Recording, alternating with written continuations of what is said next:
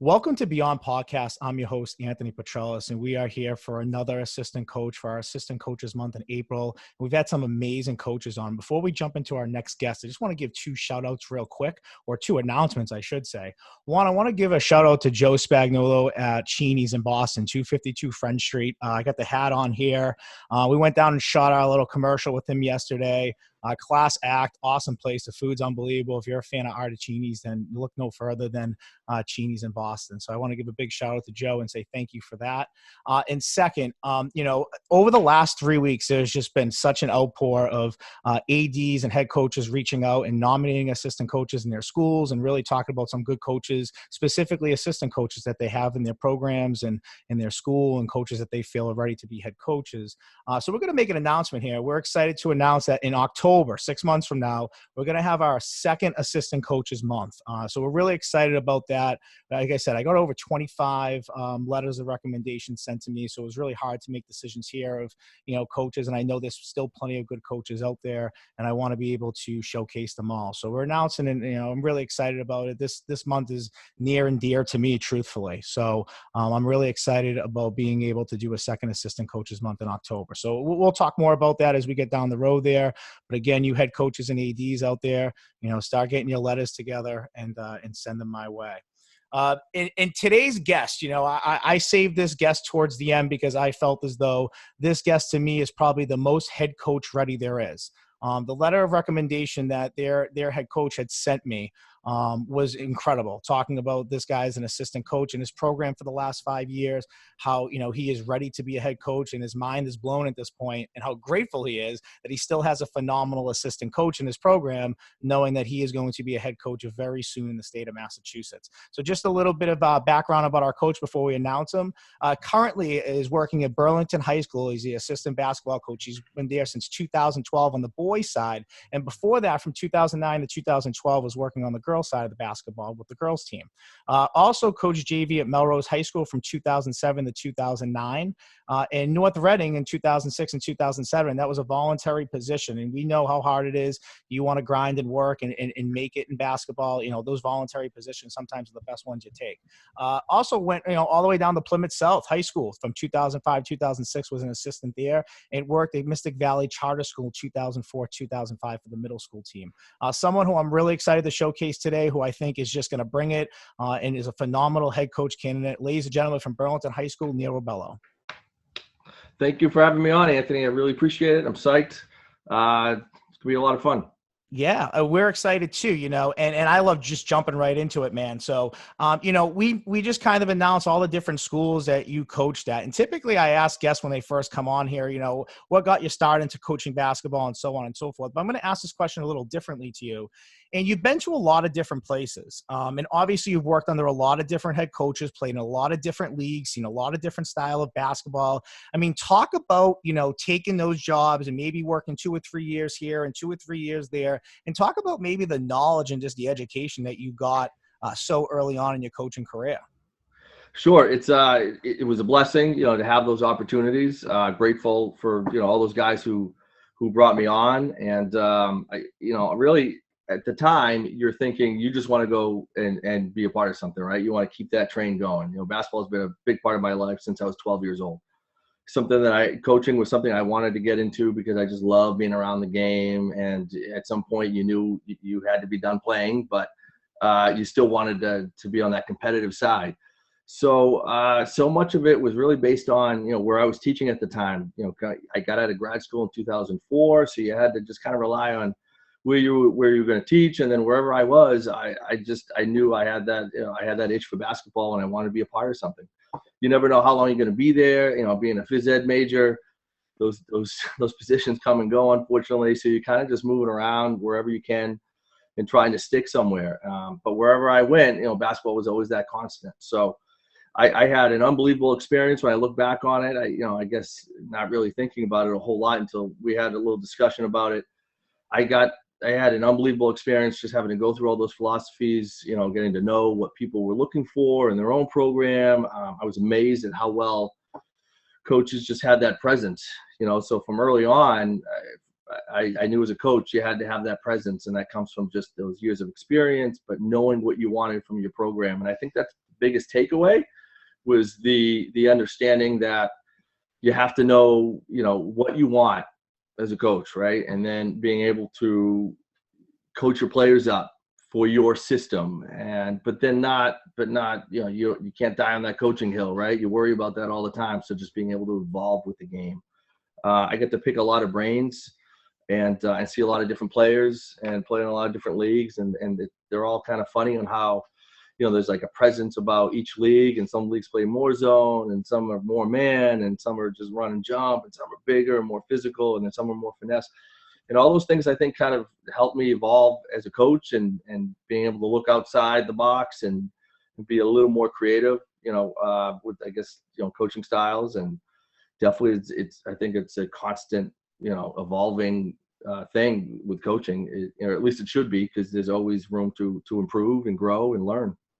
Yeah, and I think that's what's so great. I mean, you alluded to a couple of things that, I had mentioned before, but you kind of went more depth about. I mean, just seeing different styles and how coaches play. I mean, over the years, I was really blessed when I was a defensive coordinator to be playing against some like top-notch coaches. I mean, the Dave Woodses, the, Bill Maradays, the Bill Kinshirfs. I mean, these guys have been there for 30, 35 years in their program, or 20, 25 years in their program. And, these guys evolved as coaches, and you're going against these guys, and, one year they're running wing T, the next year they're running spread. These guys all evolve in what they do. So, being around a lot of different minds, I think it's also kind of helps you develop your style and what you would want for a program as far as when you take one over at some point.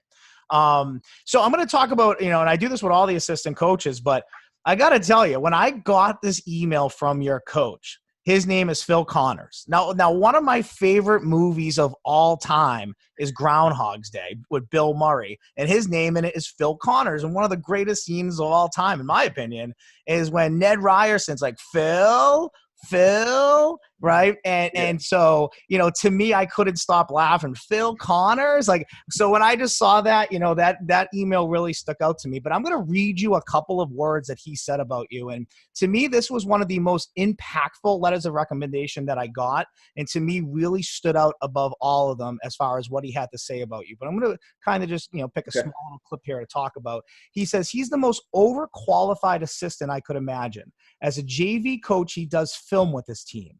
There are plenty of varsity coaches who don't even do film still, and Neil is doing it with our JV program.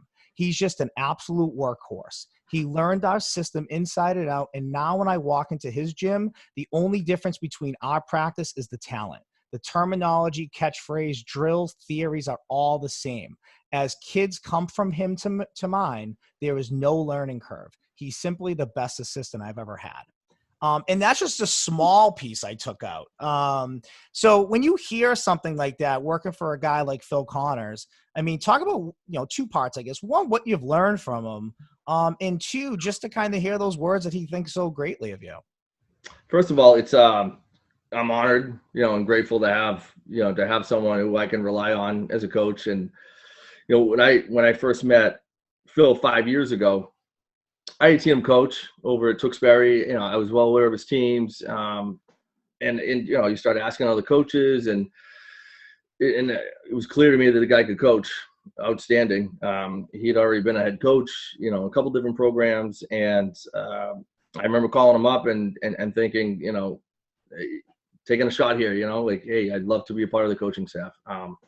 Guy coming over who had, really no reason to keep anybody who was with the previous coaching staff. He had, I'm sure, the blessing of the AD to say, you take whoever you want, and rightfully so. It's his program. We talked on the phone, and then we met one time, and from the jump, it clicked. I'm grateful for him for allowing me to be part of his staff. He's been, what I've learned, I can go on forever, but he's by far the most prepared high school coach I've ever been around.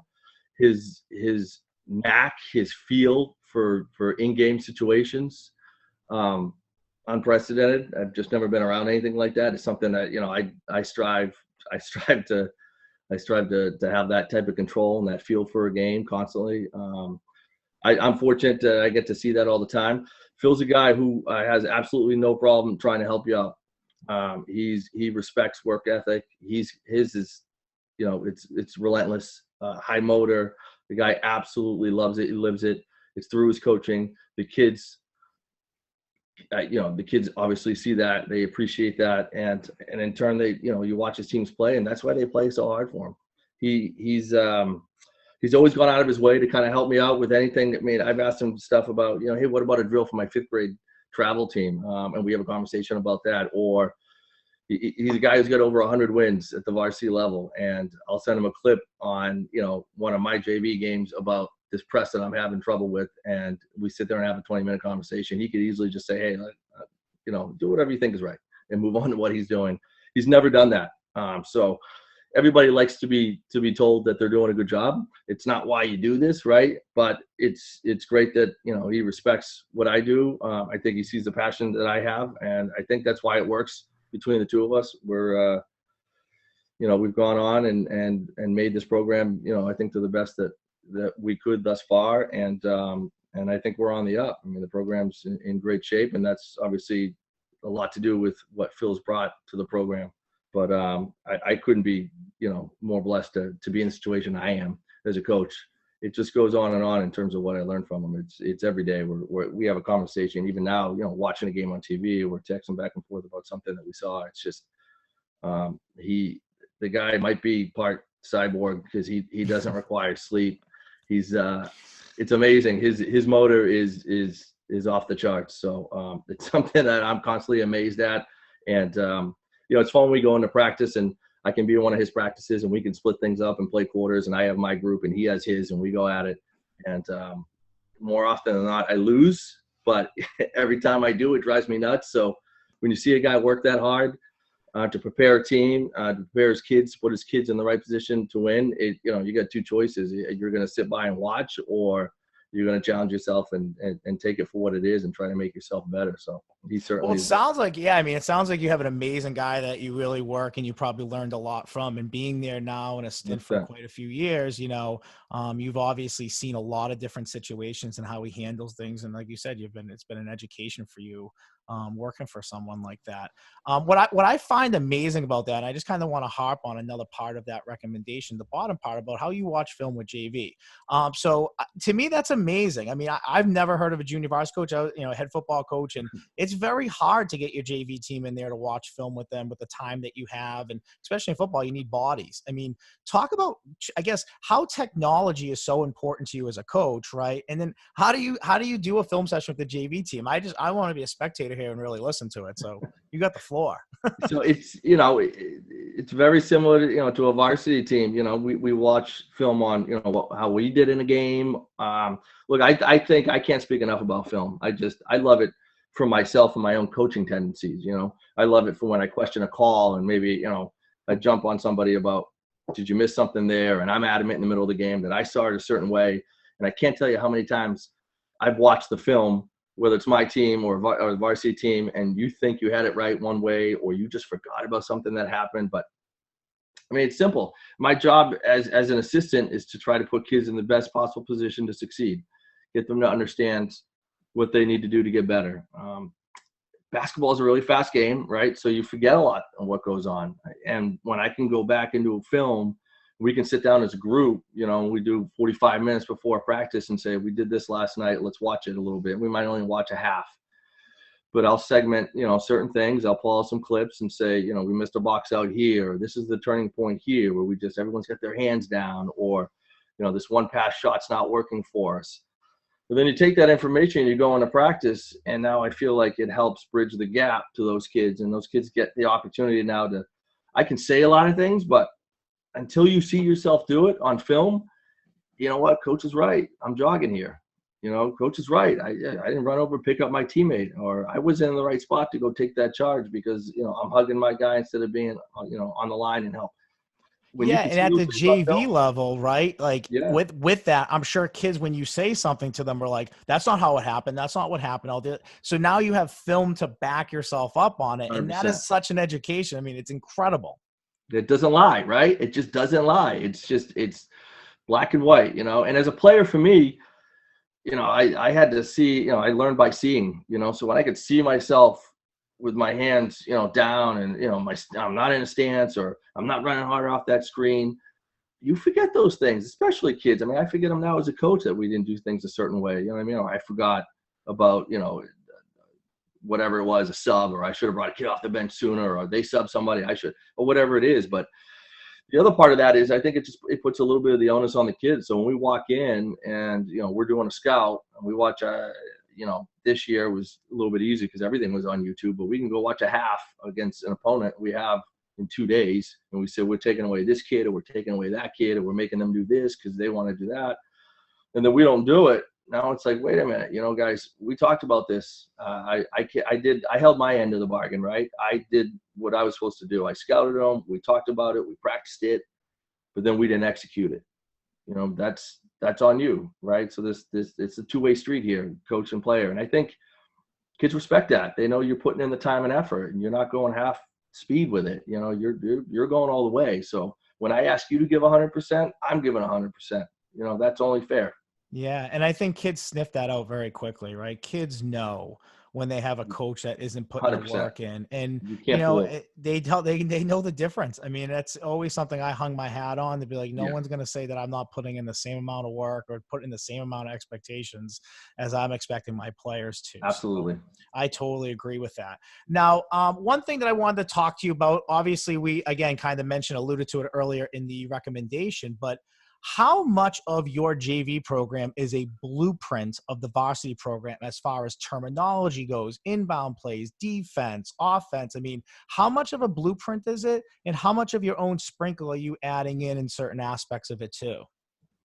So, again, I mean, Phil's great about, just giving us a little bit of room to kind of tweak things or do things the way we see it fit, but he's got this overall vision. He's great about just kind of laying it out in its basics. And so you know what your responsibility is, right? Like, we know what we're trying to do on offense is a plan there. We know what we want to do on defense is a plan there. It doesn't always work the way you want it to necessarily with varsity and JV, because it just is that difference in experience and talent there, and whatever the case may be. But I coach those JV kids like we were a varsity program. So we do a lot of what the varsity is doing.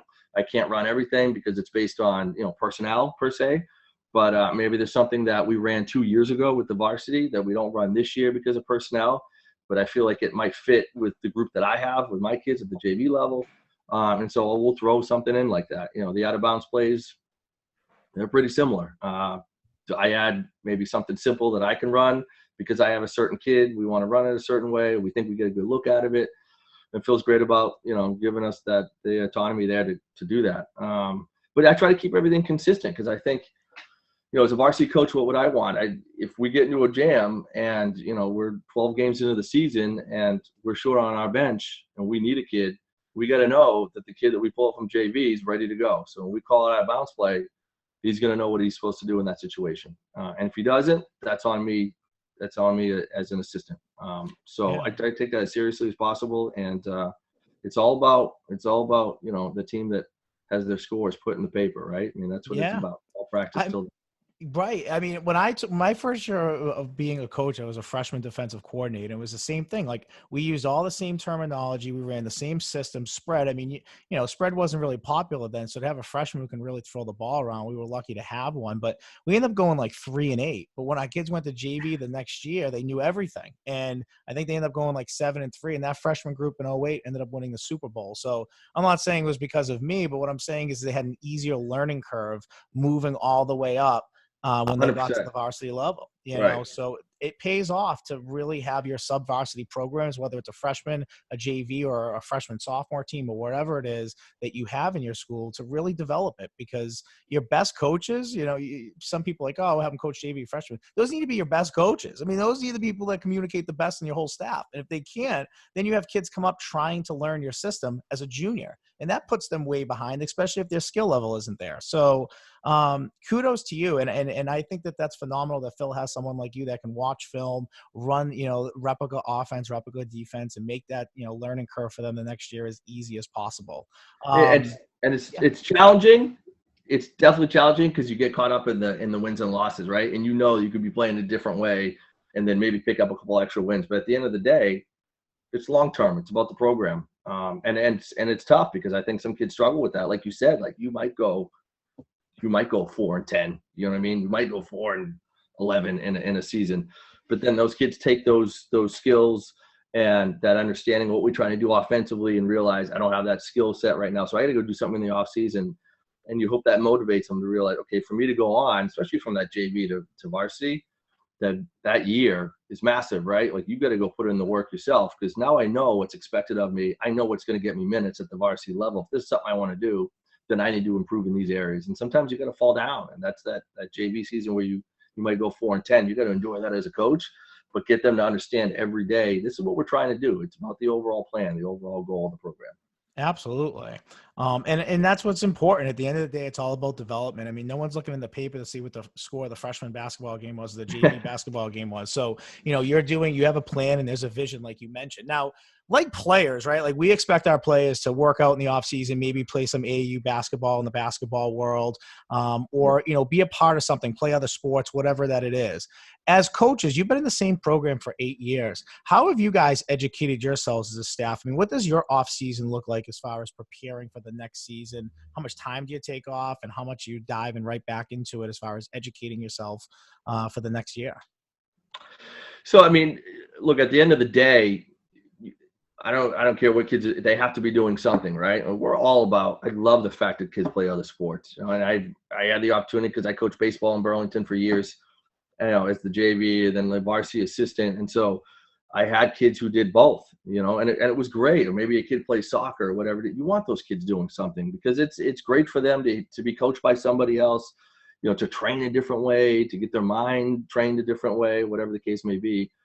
Basketball is unique where we talk about it all the time as coaches. I say it to my own kids, my 9 and my 10-year-old, like you can lose it in a weekend. You can absolutely lose it in a weekend. So if it's something you really want to do, you're going to find that time. So, I mean, there are a ton of summer programs, like summer leagues kids can jump into. We feels good about organizing those things where kids have the opportunity to go play, but they have to, obviously, because we're limited, right, with what we can do in terms of contact. It's out there, and then it's on the kids to kind of organize themselves and get themselves to those games and get better. But things come up, right? Like maybe they're doing something with a different sport, or they're training off season. They go away on vacation. You can always work on your game on your own. If it means that much to you and you're serious about it as a player, you're going to find time to put in your work in shooting or handling, or call some of the other guys up in the middle of the summer and say, hey, we're going to go play pickup here at this time, and get a bunch of guys down there, and you're down there just working out as a group, and it falls on your seniors. And we've had some great leadership the last couple of years where kids would reach out to other kids, even underclassmen, and say, hey, you guys got to get out. We got to get out here and start shooting around. We got to get out there and go play pickup. You got to show up to these things. And then, being able to just rely on those kids to kind of get the word out and say, if this is something we want to do, we want to go make a run at this thing in the season. It starts right now. It starts in May. It's in June, July, in the dog days of summer where you're on a playground and you guys are organizing yourselves to get out there and go play, because it's that important. You don't have to show up every single day, but there are ways for you to get better. And if you're not playing a fall sport, then what are you doing? Are you going out and grabbing somebody? Are you guys charting shots? Or are you just going out there and going through the motions? I mean, basketball, you can't hide. Right away when a kid shows up, which kid's been working, which kids haven't been working. Right. I think at the end of the day, that's, basketball is special that way, where you can't hide in this game. You can't, somebody's going to outwork you. And if you're not putting in the time, someone else will, and they're going to take your minutes. Yeah, I mean, basketball is a new world to me, or high school basketball. And every basketball coach I've had on, they make that exact comment of like, you'll be able to know very quickly. And I hear that in other sports, but in basketball, I hear that more from basketball coaches than anything else. You'll know within minutes whether, I don't know if that means as far as in shape goes or shooting goes or just overall like play goes. But I always find that interesting with basketball coaches when they say that. Well, yeah, I think it's a skill thing. Like right away, which kid's comfortable with the ball. Which kid's comfortable catching a ball, dribbling a ball against pressure. Are they looking for their shot? It's a feel thing, but it's just amazing to me how evident it is. From the youth level all the way up, you just know right away in 3 seconds which kid's got a motor, which kid's willing to hit the glass, which kid's just terrified to have the ball in their hands. And kids know it too. Kids know it too all the way up, so it keeps them accountable. And again, if it's something you care about, you're gonna find time to put in the work.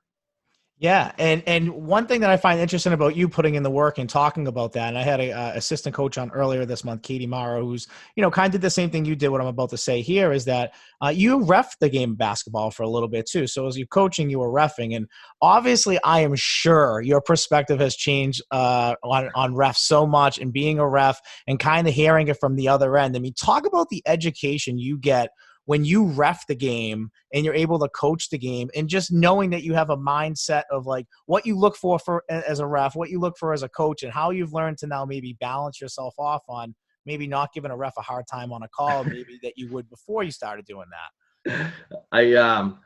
I probably still do that a little bit too much. But I'll say this. I love officiating. I just love being around the game. But I think every single coach should at least have to go and take that exam to go officiate. I think it certainly gives you a perspective, but just knowing the rules inside and out give you an advantage.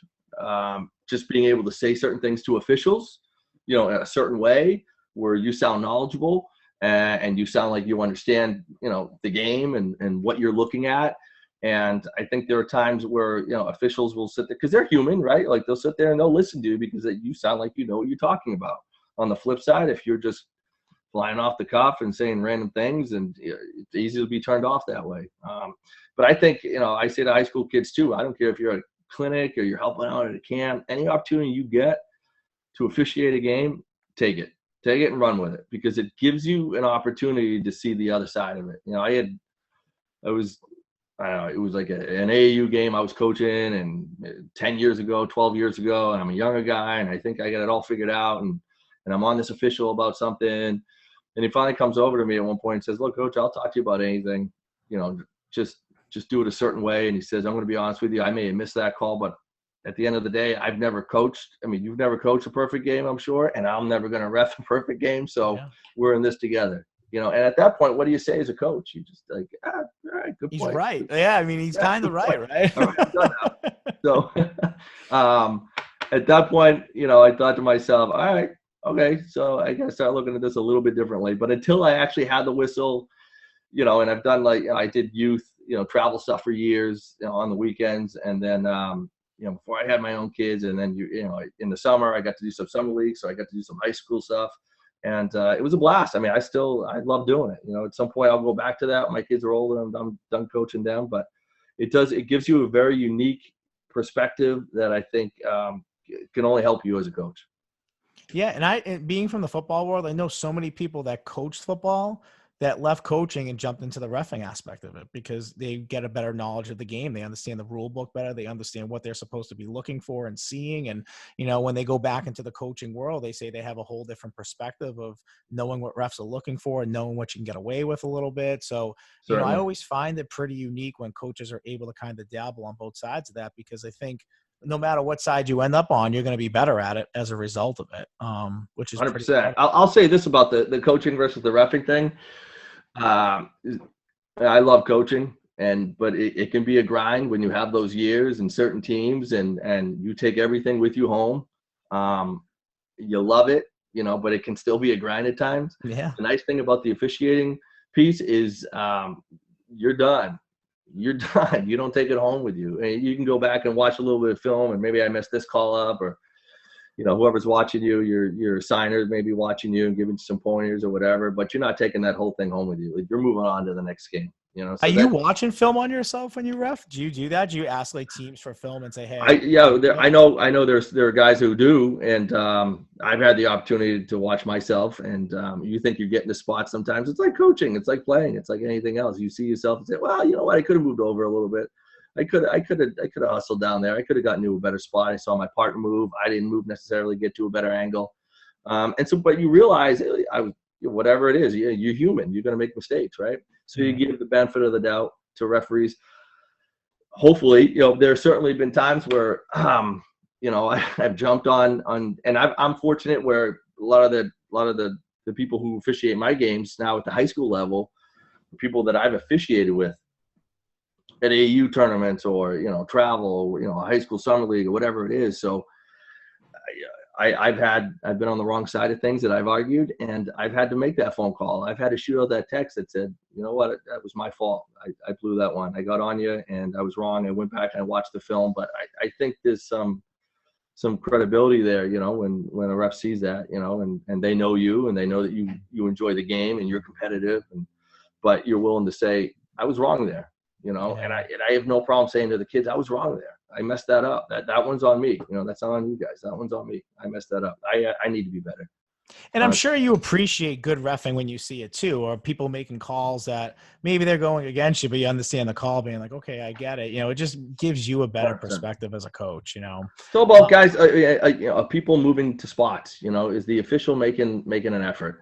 We're all going to miss calls. Right.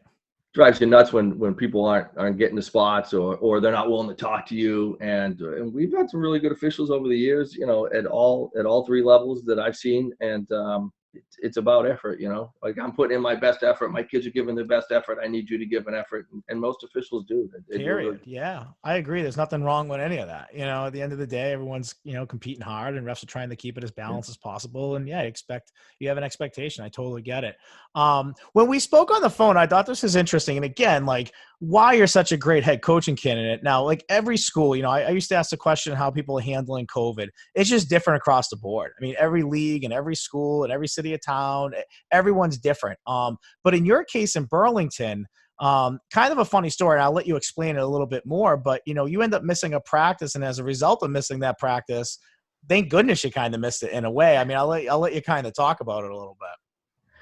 Yeah. So, preparation's a big thing. As anybody who's serious about what they do with their craft, they're going to be prepared. You're going to put in that time.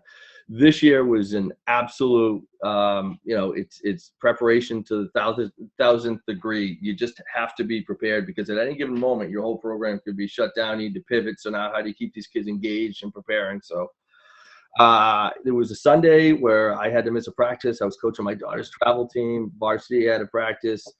As a result, the freshman coach jumped in just to kind of help out Phil with the practice. And, it turns out that somebody's a close contact in the practice. And then all of a sudden Sunday night, we're all on a Zoom call and, we're shut down for the next 8 days, everybody except, for me, because I wasn't in the gym. And I went from, this year we got to practice with the sub varsities, 2 practices a week and then a game on the weekend.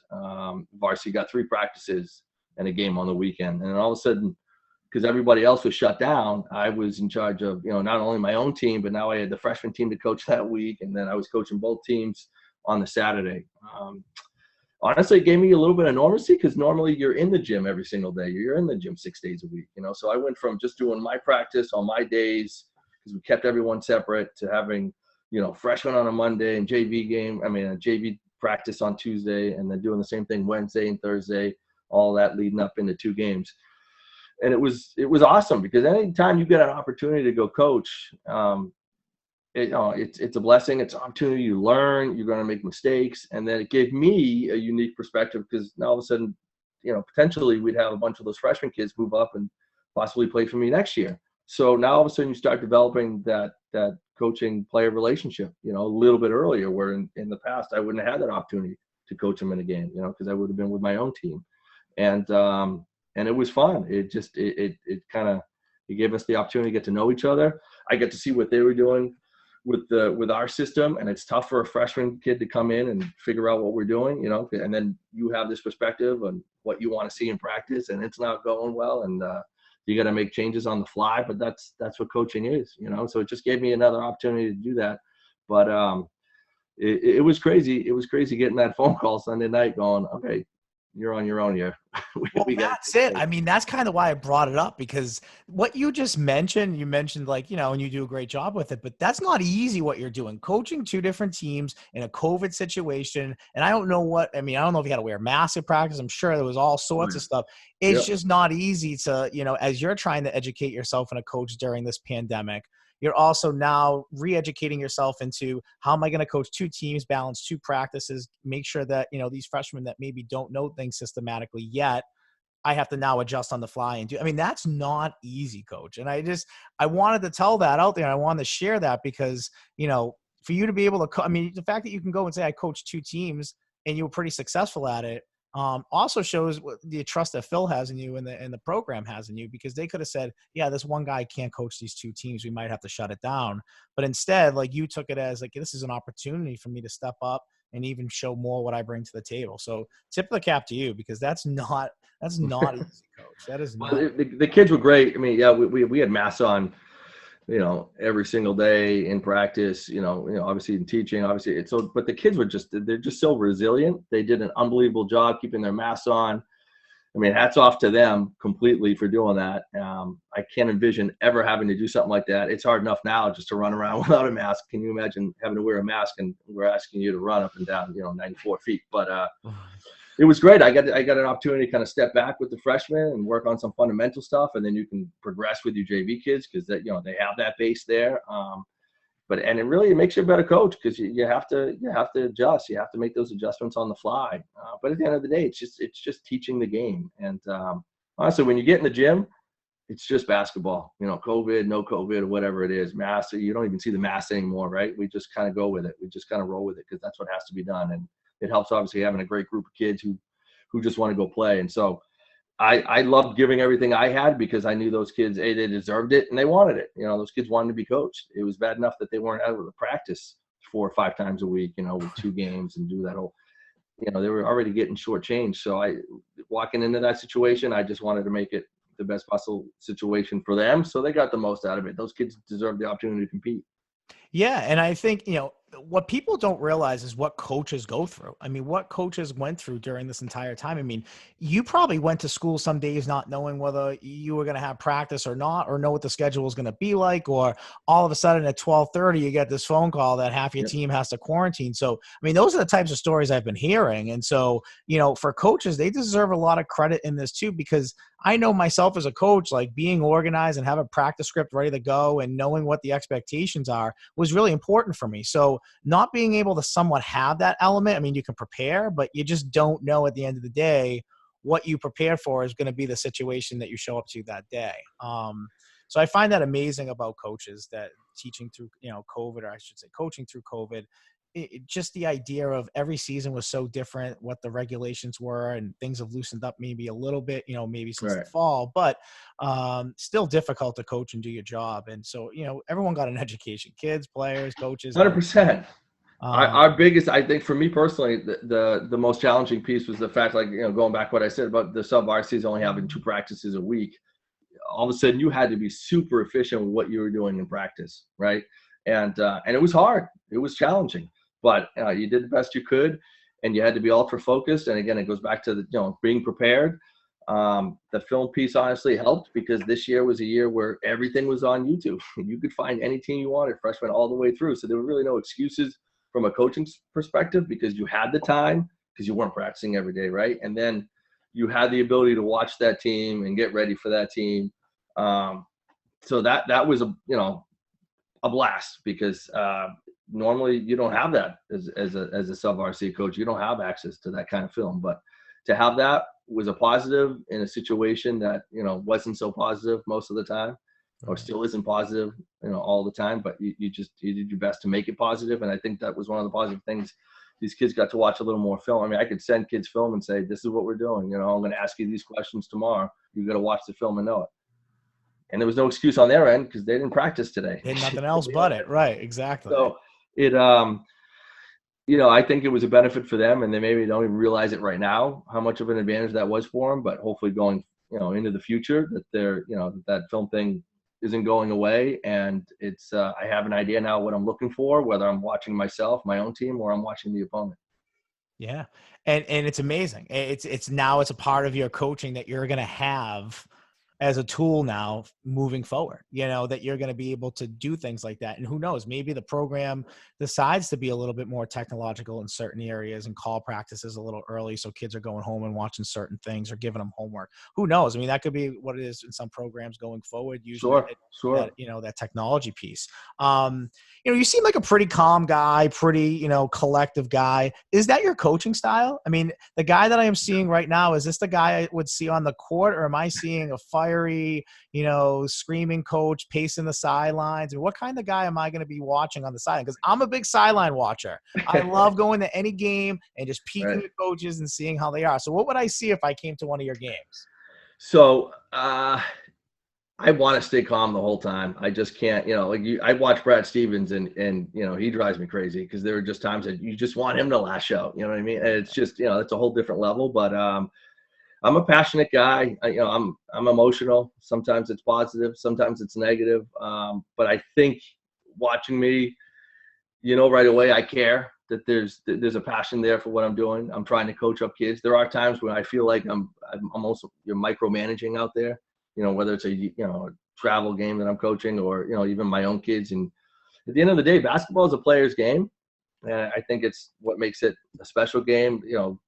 My perspective, the best game out there because it is a player's game. So look, I can yell and scream and holler and do all the things I want to do, but it's still their game. I can't score a basket. I can't get a stop. I can't jump a switch. I can't do any of those things. It comes down to them being able to do it. So I don't know. I try to remain calm, but there are definitely moments where I'm not, and sometimes I'm overexcited. And when you see that kid do the thing that you talked about in practice, or you see it kind of come to fruition on the court, you can't help but get excited, because it's a passion of yours. It's something that you love to do.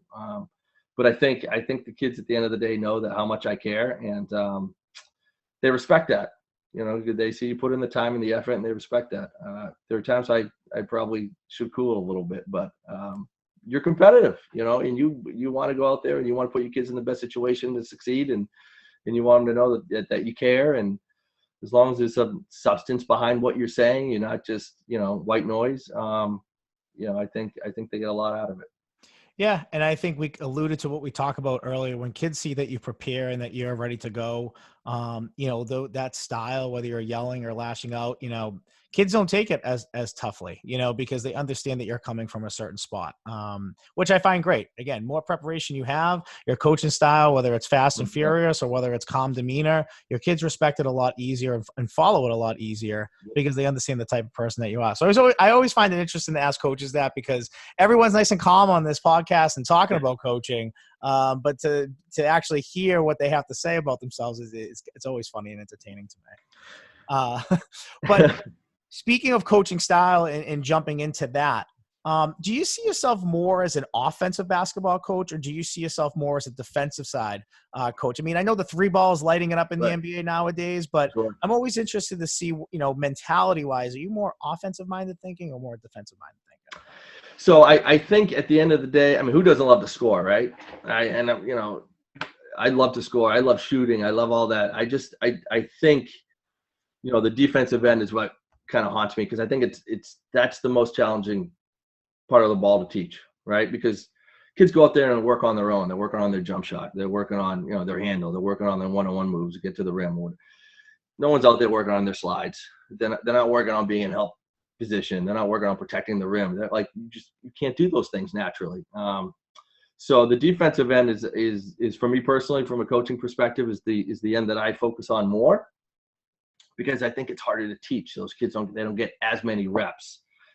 It's also a fun part because it goes back to that preparation thing, watching film and scouting, and then identifying who the best players are, on the other team, and what they like to do right away. And then, making the right matchup for your kids so that you're able to take away the one thing that they're trying to do. So I definitely focus more on the defensive side. It's because it's harder, I think, to get kids to buy into that side. I've never seen a kid who, score a couple baskets, not be pumped about getting down the other end and getting a stop, because when they fly down, they're on offense again. They get to go shoot more.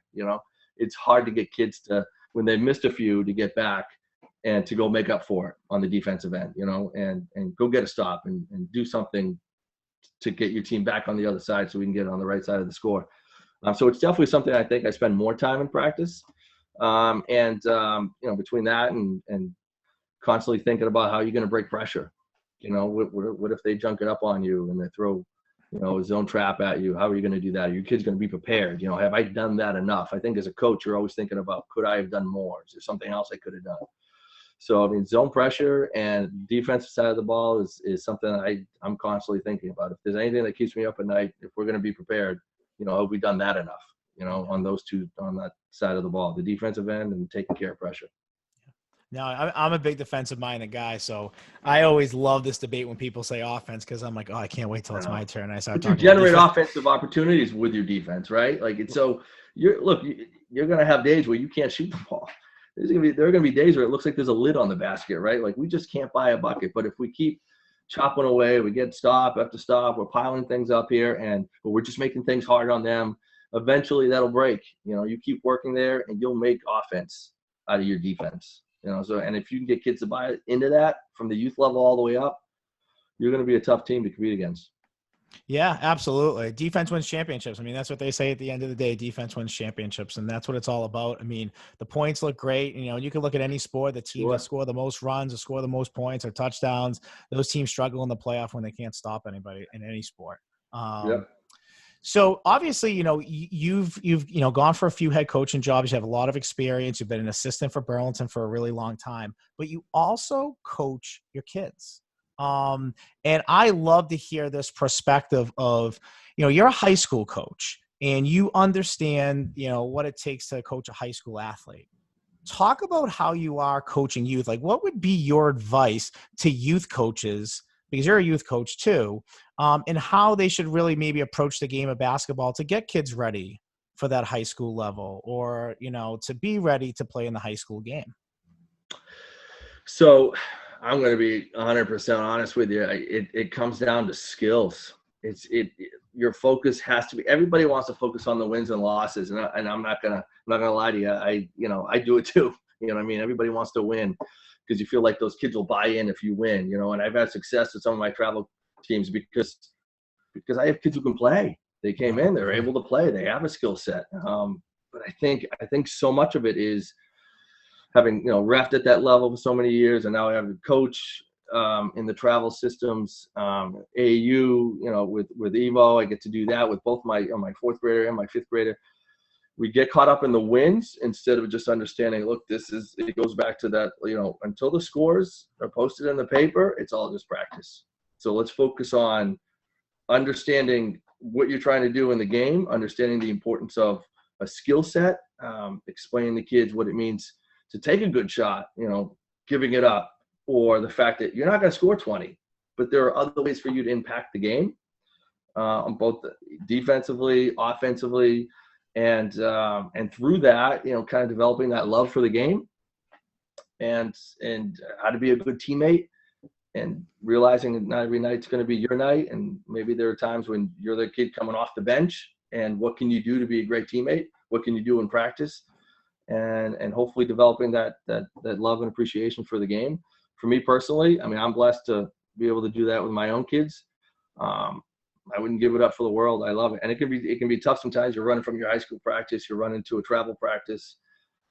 I'm fortunate with the group that I have, especially with my daughter. My son plays Evo now, but he hasn't had the opportunity to play travel necessarily. But my daughter, fourth grade last year, we had a great season, but I have a great group of parents who, I'm practicing at 7:30 at night some nights because I'm getting out of my own high school practice at 7, and then I'm running over to that gym. And you have to have that support group. You have to have people there who will support you. And I'm fortunate that I have that with the group of parents. I think that goes a long way. So when you have that support group, then the kids tend to buy in and they work hard. And we have a lot of fun with it. They've had some success, but I got kids who enjoy being around the game and they work hard, and and I think at the youth level, I mean, let's be real, kids fall in love with the game. I mean, that's any kid who wants to learn how to play the game more and play on a team and be a part of that. It's because they love fast it. Game, fun game, like even practices are fun. You know what I mean? Right. It's not like, playing in some of these other sports, at this age, at that youth level, it's tough to keep a kid engaged in some of the slower sports, you know what I mean? Or that require, a crazy amount of skill. Where basketball requires skill, but you can go run around and have an impact and just, working hard or getting in front of somebody and, getting stopped or whatever it is. There's so many little parts of the game that I think don't show up on the box score all the time, that you can reference. And kids get that, when you explain it to them. Like, look, we did this because, you shut down their best player, or you made everything hard on that end, or you got in passing lanes. And all of a sudden they feel like now they've contributed to the game a little bit. and motivates kids to go out and go work on their game more, because now all of a sudden this is fun. I'm Right. part of a team and it's fun. And that's it. I mean, I've gone to so many youth practices that, I kind of sit there and some coaches, they lay into kids pretty good and they're tough on them. And in my head, I'm like, that's great, but these kids aren't falling in love with the game. Like, you're making these kids make it feel like it's a full-time job, especially 10, 11, 12-year-olds. And that's it. They don't end up loving the game. They like the game, but they don't love the game. And as they get older and they realize, oh man, every level I'm going to go to, I'm going to have a coach who's going to act like this.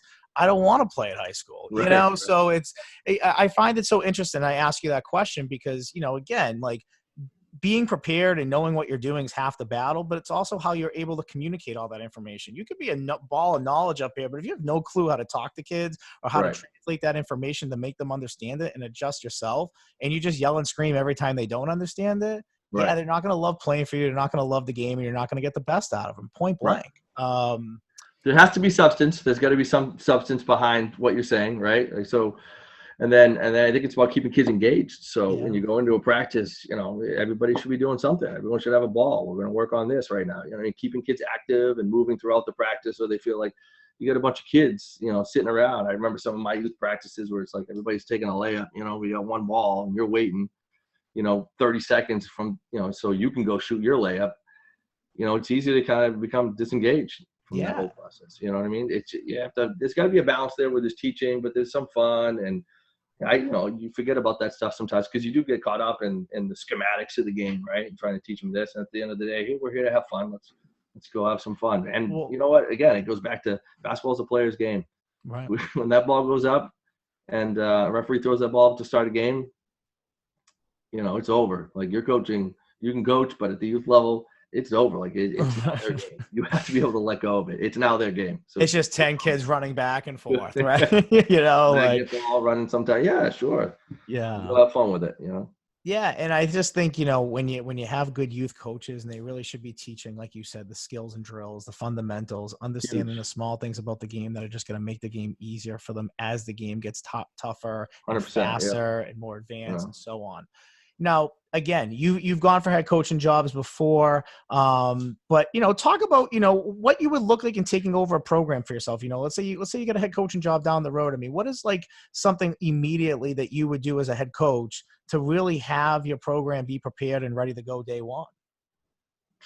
So I think it would come down to just accountability, going back to that preparation piece, with kids, just being honest with kids, right? Like, just that communication factor. Look, this is what I'm going to expect from you. This is how we're going to go about doing this. We're going to prepare with film and scouting reports. I'm going to expect that you're engaged during a practice. Everyone's working. Everyone's doing everything they can possibly do. They're listening. You're actively listening, right? You're being coachable. You're being teachable.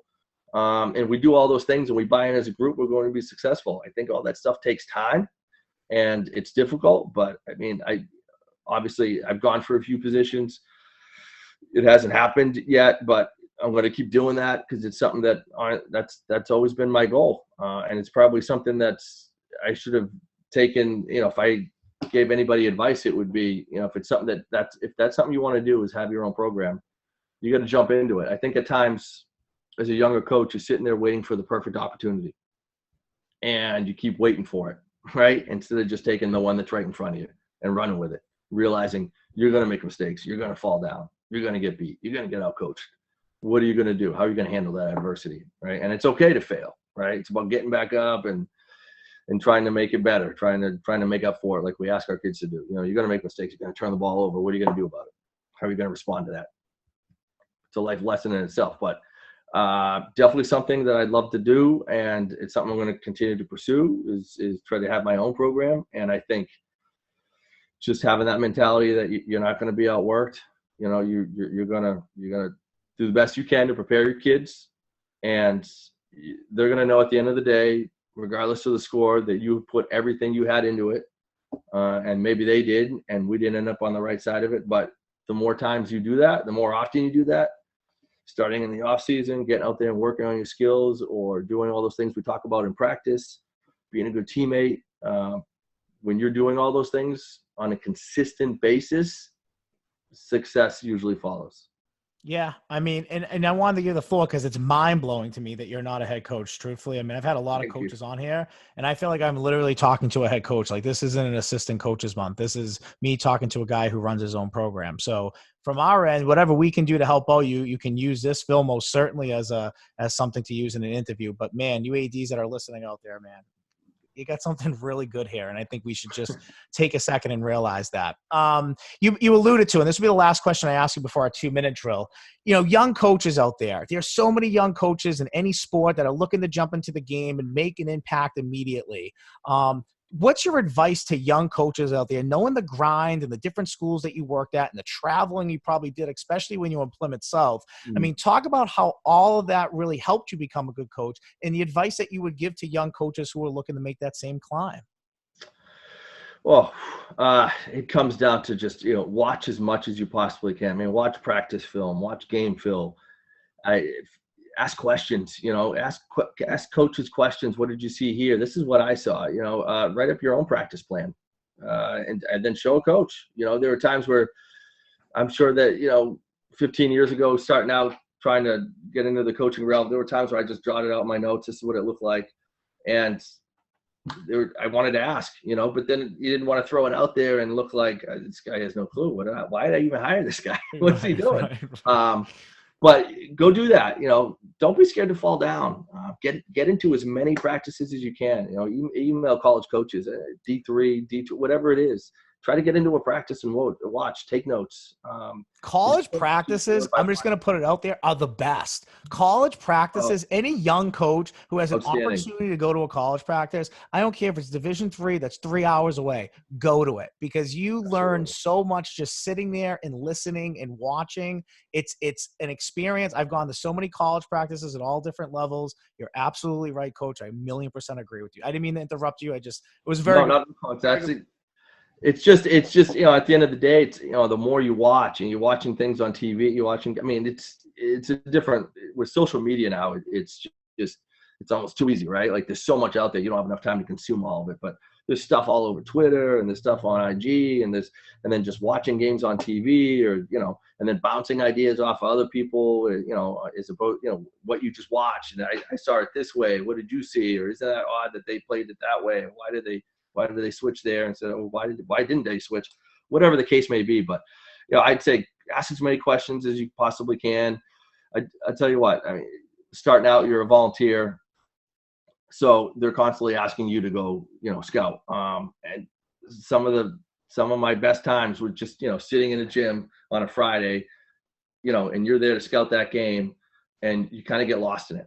You know what I mean? So I don't think there's a better educational tool other than film, but anytime you can watch a game live, completely different. It's just off the charts. Do that as much as you possibly can. Make your own notes, and then from there you come up with your own scouting report and share it with people, share it with other coaches, see what they say, and be open to the criticism or, to some of the questions being asked by you, because we don't all have the answers, right? So there's always something that you can learn from other coaches. You're not going to agree with everything, and you might walk away saying, I don't think I'll ever use that. But why take that chance, right? There are lots of things that I've watched in college practices that just they don't translate to the high school setting, but I still love to watch it, and maybe you can tweak it, water it down some way so it is transferable to your practice. But there's always something for you to be learning. But you got to put yourself out there. You got to love the grind. You just got to get lost in the grind.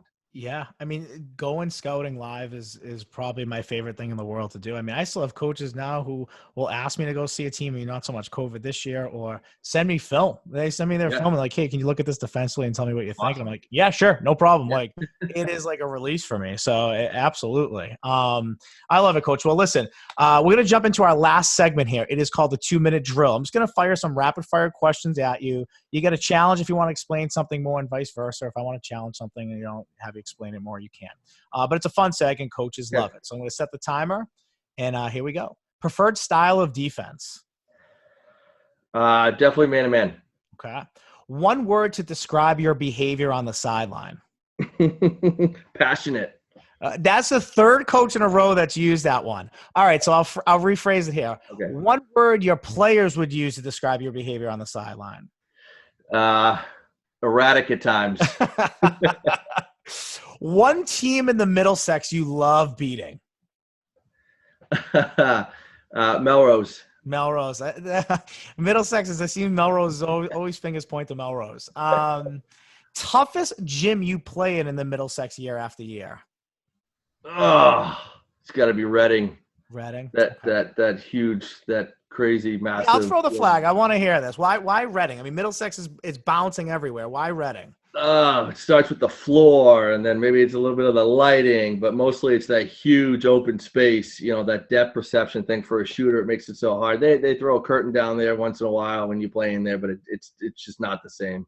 It's not the same. But, we come from, our gym in Burlington is like, the dream shooter's gym, right? Everything's close and impact, the best rims in the league. And, Belmont's got some great rims too, but they play in a big, wide open space. But their rims, I think, kind of make up for it. But Reading definitely, tight rims, bad lighting, bad floor, too big. Hey, sounds like a basketball player's nightmare. The NBA champions this year will be who? Ooh, good one. I hate to say it, it's going to be the Lakers. I think so too. Healthy Lakers, yes. Yes. Which college or professional coach do you really kind of admire, or someone that you maybe looked at, as you were growing and coaching, maybe philosophically that you like respect and listen to a lot? Without a doubt, Tom Izzo. Yeah. The guy is fiery. I mean, there are times where his head looks like it's going to explode, his eyes are going to come out of his head, but you know what? Anytime he gets on a kid, and he gets on his kids, they look him in the eye, they're nodding their head, they're completely engaged, and they're focused.